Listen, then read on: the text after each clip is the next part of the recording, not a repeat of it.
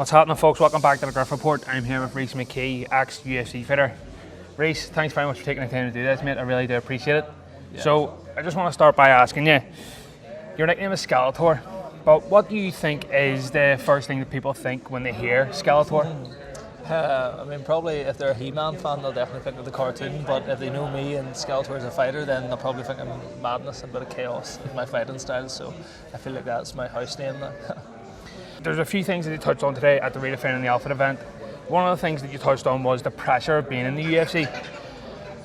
With that pressure, do you think that led into some performance issues while you were in the UFC?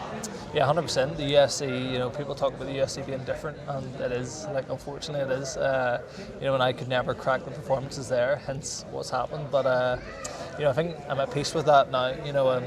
I done everything I could, but just when it came to performances, they just didn't work out. So the UFC is a massive pressure cooker. Kiefer spoke about it today too. And if you can crack it under those lights, then you could have an amazing career. But if you don't get momentum going, then it just didn't get going for me. So yeah. What is one truth that you would love people to know about being an MMA fighter? One truth. I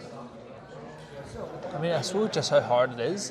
You would again, not that I need extra credit or anything like that, but it's it's a full-time gig. It's more than full-time. It's 2 full-time jobs in one. I suppose I would like to let people know that if they're ever thinking of taking it up, it's an all-in sport. But it is what it is, and I think that sometimes it's left to the fighters to find that out themselves, and that's okay too. So it's just probably how hard it is and how much the athletes are going through. Perfect, mate.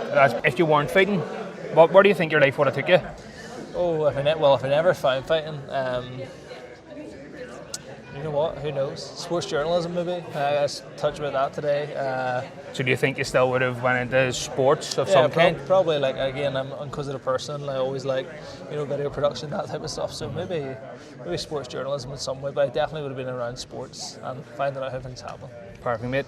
And then just one more thing. So a lot of my followers are amateur MMA fighters and pro fighters earlier in their career. Have you got a message for them?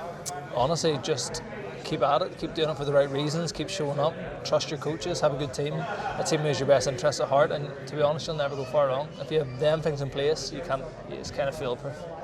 Excellent, Rhys. Thanks very much for your time, mate. I really appreciate it.